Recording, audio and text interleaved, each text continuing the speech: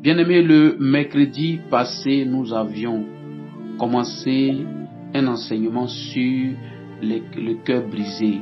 Et j'avais parlé aussi de ce que souvent les gens appelaient les blessures intérieures. Jésus a dit ceci dans Luc chapitre 4 au verset 18. « L'Esprit du Seigneur est sur moi parce qu'il m'a oint pour annoncer une bonne nouvelle aux pauvres. Il m'a envoyé pour guérir ceux qui ont le cœur brisé. » Voilà, et c'est cette expression-là qui avait retenu notre attention. Jésus est venu, il a reçu l'onction de la part de son Père, du Dieu le Créateur, et de Dieu le Créateur, et ayant reçu l'onction, il dit que l'onction qu'il a reçue, c'est pour guérir ceux-là qui ont le cœur brisé. Et la fois dernière, j'avais aussi expliqué que avoir le cœur brisé, c'est quand on parle du cœur, on parle du centre de nos pensées. Du centre de nos pensées. Celui-là qui a reçu des coups dans la vie. Celui-là ou celle-là qui a décidé de prendre des résolutions à cause de la méchanceté des gens. Qui a décidé de prendre des résolutions. Moi-même, à faire des garçons, là-même, c'est bon. Moi-même, à faire des femmes, là-même, c'est bon. Moi-même, à cause de ce que les gens m'ont fait. Souvent, il y a des choses qui se sont passées dans ta vie que tu as du mal à expliquer à quelqu'un. Et ça fait que la chose est comme un poids dans ta vie. Tu ne sais pas à qui tu vas expliquer. Parce que tu as tenté même d'expliquer ça à certaines personnes et tu t'es rendu compte que ce que tu as voulu garder dans le secret a été exposé partout. Bien-aimé, lorsque tu as quelque chose que tu as du mal à expliquer à quelqu'un, ton cœur peut être brisé. La chose peut être sur ta vie comme un poids. C'est compliqué. Quand ça te revient par moment, tu ne peux pas manger. Quand ça te revient par moment, il y a des choses que tu ne peux pas faire. Je suis venu te dire ce soir, depuis ce mercredi passé là, j'avais dit que il faut que Dieu te donne quelqu'un sur qui par moment tu peux te décharger. C'est pourquoi nous avons besoin d'une bonne amitié. C'est important dans notre vie. Tu ne peux pas vivre seul. Regardez, la plupart des temps, des gens qui vivent seuls sont souvent malheureux. Regardez, vous allez voir que lorsque quelqu'un est malade et que les gens vont lui rendre visite, le fait que les gens viennent rendre visite là, la joie, le sourire sort de la personne. Par moment même, les gens, c'est-à-dire que la force même peut revenir dans la vie de la personne parce qu'il y a des personnes qui sont venues lui rendre visite. C'est important. Vivre seul est vraiment quelque chose qui n'est pas bien. Il te faut vraiment quelqu'un auprès de toi pour t'épauler, pour t'accompagner. Nous voyons Dieu dans le livre de Genèse qui arrivait à un certain moment donné quand il devait il devrait créer plutôt l'homme. Il a dit faisons. Donc il n'était pas seul. Vous voyez, Jésus même vient sur la terre des hommes et il veut opérer dans le ministère. Il s'est choisi 12 apôtres parmi les disciples. Vous voyez, vous allez voir que même auprès d'un roi, il y a quoi? Il y a toutes ces personnes qui sont là, des notables, des sages, des magiciens pour certains, il y a toutes ces personnes qui sont là. Vous allez voir peut-être en Israël, lorsqu'un roi était là, vous allez voir qu'il y avait des sacrificateurs, il y avait des prophètes, ainsi de suite. Donc, on ne peut pas vivre seul. On a besoin des personnes avec qui par moment échanger. Je vous assure qu'il arrive souvent des situations où, quand tu veux prendre une décision, mais la personne qui est auprès de toi, lorsqu'elle te parle, bien aimé, tu sens que si tu prenais la décision, tu allais vraiment commettre la plus grande erreur de ta vie. C'est comme ça que Dieu a fait. Dieu a fait de telle sorte que la vie que nous menons, il y a une interdépendance. Ça veut dire quoi? Ça veut dire que tu ne peux pas vivre seul. Tu as forcément besoin de ton frère. Et Jésus, sachant cela, il a dit, aimez-vous les uns les autres, parce que aujourd'hui tu peux ne pas avoir besoin de moi, mais demain tu peux avoir besoin de moi. Peu importe les blessures, peu importe ce qui va se passer, tu as toujours besoin de quelqu'un. Et je prie ce soir que l'Éternel te donne une bonne personne. Que l'Éternel envoie une bonne personne au devant de toi. Que l'Éternel envoie un Jonathan au devant de toi. Une personne qui pourra te comprendre. Une personne qui peut te conseiller. Une personne qui peut bien t'orienter. Et j'ai dit que parmi ces personnes-là, ça peut être ton père biologique, ça peut être ta mère biologique, ça peut être votre pasteur que je suis, ça peut être vraiment un ami, ça peut être même forcément, ça peut être souvent plutôt quelqu'un qui n'est pas forcément de la même religion que vous. Mais la personne a vraiment de très bons conseils. Quand la personne te donne ces conseils-là, vraiment, ça te met vraiment à l'aise. Donc, que le nom de l'Éternel soit béni, que le nom de l'Éternel soit glorifié, parce qu'il nous donne de bonnes personnes dans le nom de Jésus. Bien-aimés, aujourd'hui, j'aimerais parler d'une deuxième situation, d'une deuxième possibilité, lorsque nous avons le cœur brisé. Lorsque nous avons le cœur brisé, lorsque nous passons par des situations, par moments, ça peut être des erreurs que tu as commises. Mais ces erreurs-là, tu ne peux pas expliquer à quelqu'un. Et ça te brûle. Aujourd'hui, ça fait que tu regrettes et tu te culpabilises à tout moment. Mais ça va te tuer. Qu'est-ce qui n'est pas pardonnable sur la terre des hommes? La seule chose qui n'est pas pardonnable, c'est le fait de pouvoir refouler le Saint-Esprit. C'est le fait de pouvoir refouler le nom de Jésus. C'est le fait de ne pas reconnaître la puissance, reconnaître le Saint-Esprit, de blasphémer contre le Saint-Esprit. Sinon, à part ça, la Bible dit, il n'y a aucune chose qui ne soit pardonnable. Donc ne garde rien dans ton cœur, libère-toi. Qu'est-ce que tu as fait? Et tu crois que Dieu ne peut pas te libérer. Même dans ta marche chrétienne, s'il est arrivé que tu es tombé, je n'encourage pas ça. Même dans ta marche chrétienne, s'il est arrivé que tu as fait quelque chose, ne laisse pas la chose dans ton cœur comme un poids. Ça va te tuer. Libère-toi. Parce que ça risque de créer des fardeaux, ça risque de créer des blessures, ça risque de créer des choses dans ton cœur.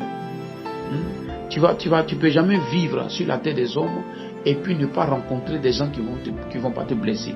Ah, les gens vont te blesser. Des gens à qui tu vas rendre service, qui vont se retourner pour te parler mal. Des gens des hommes que tu ne pourras même pas imaginer qu'elles puissent faire ça. Mais elles vont le faire dans le but de pouvoir chercher à te blesser. Toi qui ne pouvais même pas me parler comme ça, regarde aujourd'hui comment tu me parles. Tu as oublié tout ce que j'ai eu à te faire comme bien. Et aujourd'hui, regarde comment tu me réponds. Oui, ces genres de choses-là vont arriver. Et ton cœur sera blessé. Par moments, tu peux te retrouver devant des situations. Ça peut être l'un de tes enfants qui est en train de te mener la vie dure. Ton cœur te fait mal. Tu veux prendre des décisions. Tu veux souvent prendre des décisions pour pouvoir arrêter certaines choses. Pour pouvoir arrêter peut-être le travail que tu fais. Pour pouvoir arrêter peut-être quelque chose que tu es en train de faire. À cause de quoi? À cause de ton cœur qui est blessé. Peut-être tu dis non que dans cette relation, moi je ne me sens plus. Non, je ne me sens plus. Il faut que j'arrête cette relation. Non, moi je ne me sens plus. Oui, non, moi je ne me sens plus. C'est vrai, si tu ne te sens plus, demande à Dieu pour qu'il te donne une orientation. Ça peut être un frère, ça peut être ta propre mère, ça peut être ton propre père, ça peut être un collègue au niveau du service, ça peut être quelqu'un qui peut te blesser. Mais bien aimé, apprends à te libérer. J'ai dit que quand on est trop content, on ne prend pas de décision. Quand on est trop blessé, on ne prend pas de décision. Quand on est en colère, on ne prend pas de décision. Quand on est trop dans la joie, il y a des décisions sur qu'on ne prend pas, sinon on peut regretter. Toutes les décisions, quand on les prend de façon posée. Et il y a des décisions par moment, quand on veut les prendre, on ne les prend pas seul. On les prend parce que tu as une bonne personne auprès de toi. Regarde, voici, je vais prendre une décision. Voici ma position. Toi aussi, qu'est-ce que tu en penses? Et quand la personne va commencer à développer ce qu'elle pense, tu vas dire, j'ai bien fait de lui dire, peut-être que là, j'allais commettre une erreur. On ne peut pas vivre seul. C'est impossible. Alors, devant ces genres de situations, tu as besoin par moment de partager. Tu as besoin de partager. Je ne dis pas que tout le temps, tu auras forcément de bons retours envers la personne. Non, mais au moins 90% de ce qui va sortir de la personne, ça pourra vraiment t'aider. Parce que par moment, on est tellement blessé que on veut arrêter tout, on veut prendre des décisions, mais on doit comprendre que c'est mieux de se faire souvent accompagner, de demander l'avis de quelqu'un d'autre auprès de nous. Amen.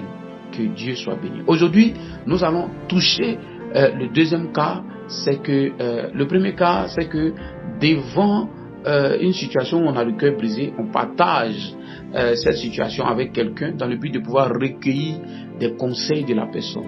Le deuxième cas, c'est que nous sommes des chrétiens.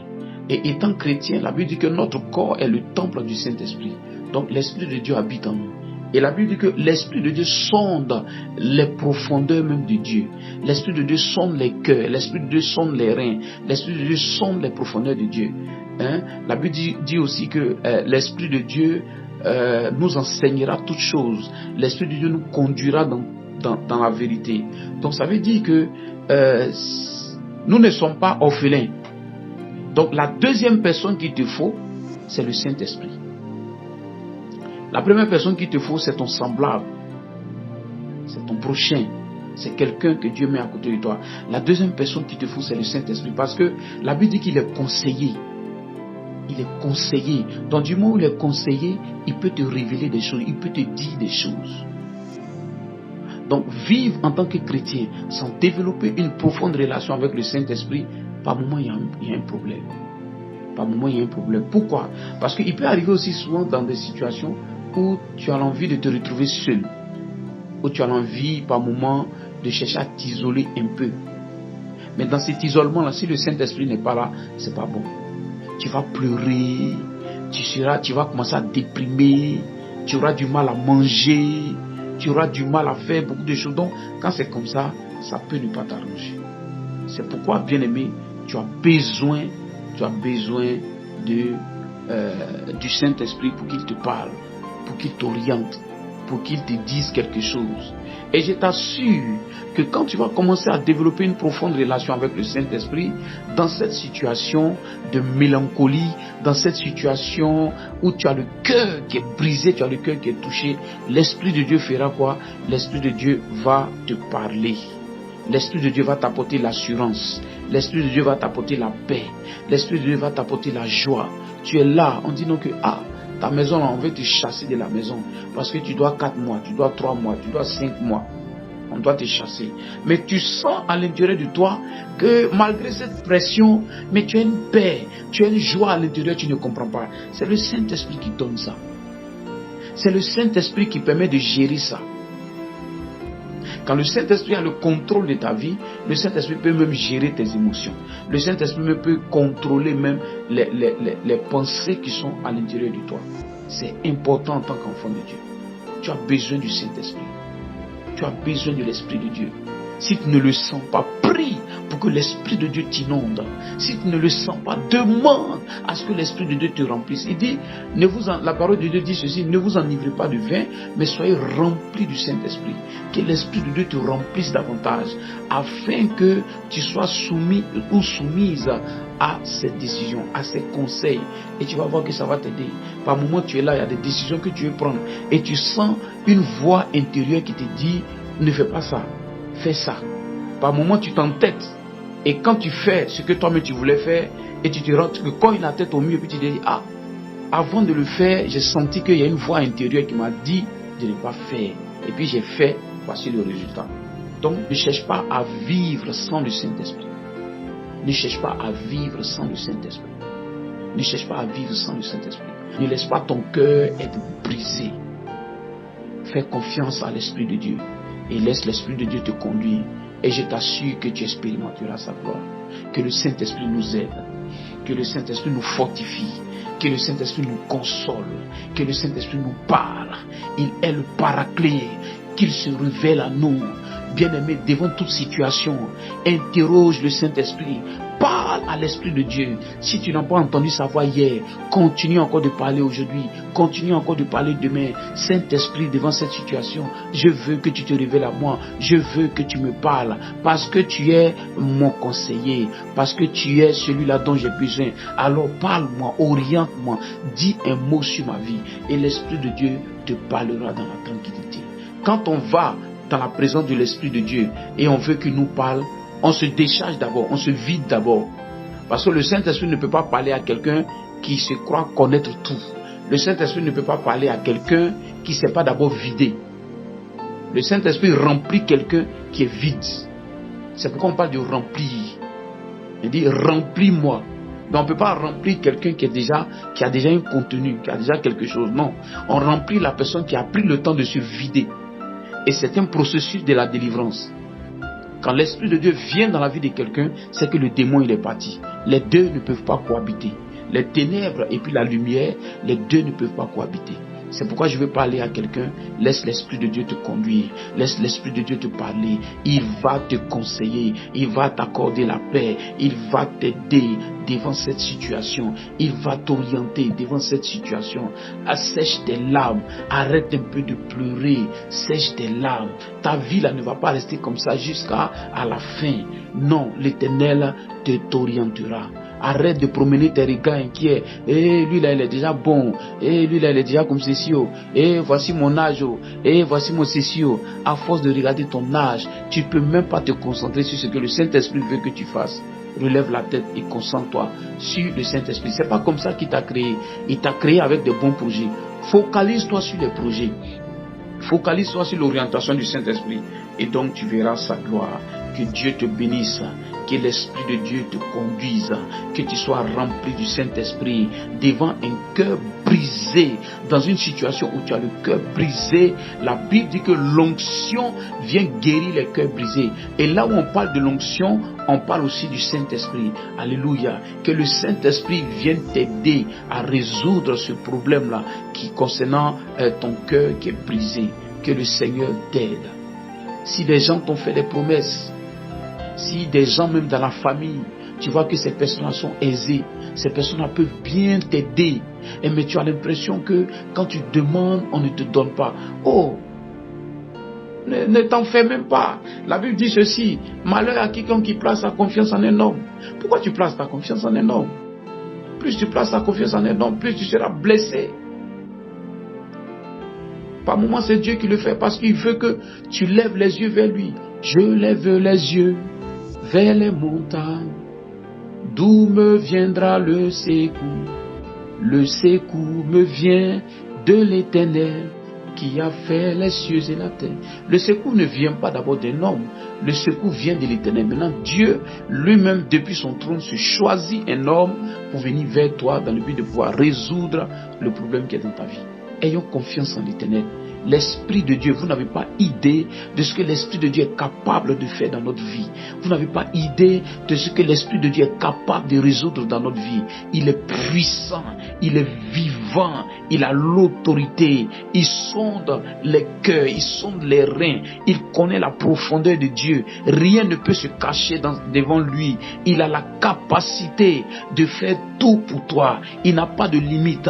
Il passe par les murs, il peut rentrer partout pour te donner ce dont tu as besoin. Il entre dans le cœur pour convaincre les gens. Est-ce un travail? Est-ce de l'argent que tu as besoin? Est-ce le fait que tu dois entrer dans un lieu? Dieu lui-même, par son esprit, il peut te faire entrer dans ce lieu-là. Parce que lui, il n'a pas de limite. Arrête de promener tes regards inquiets. Arrête de blâmer les gens. Oui, ils sont méchants. Oui, elles sont méchantes. Oui, ils ont refusé de m'aider. Quand c'est comme ça, ton cœur restera toujours blessé. Lève les yeux vers les montagnes. Les montagnes, c'est pas seulement symbole des problèmes. Les montagnes, c'est symbole du fait que plus on va sur la montagne, plus on a l'impression de se rapprocher de Dieu. Plus on a l'impression d'aller vers la solution. C'est pourquoi il dit, je lève les yeux vers les montagnes, d'où me vient le secours. Le secours me vient de l'Éternel. Bien-aimé, arrête de pleurer, arrête de te lamenter et aie confiance en l'Éternel. Quand tu as le cœur brisé, quand ton cœur est affecté, ça agit sur tout. La dernière chose que je vais dire, et puis nous allons prier, c'est que quand ton cœur est affecté, là, ça agit sur tout. Quand ton cœur est touché, tu prends toujours des décisions qui ne vont pas t'arranger. Tu vas voir que quand ton cœur est touché, tu peux ne pas vouloir aller à l'église. Quand ton cœur est touché, tu peux ne pas vouloir prier. Parce que tu penses trop à la situation. Quand ton cœur est trop touché, tu peux ne même pas vouloir manger.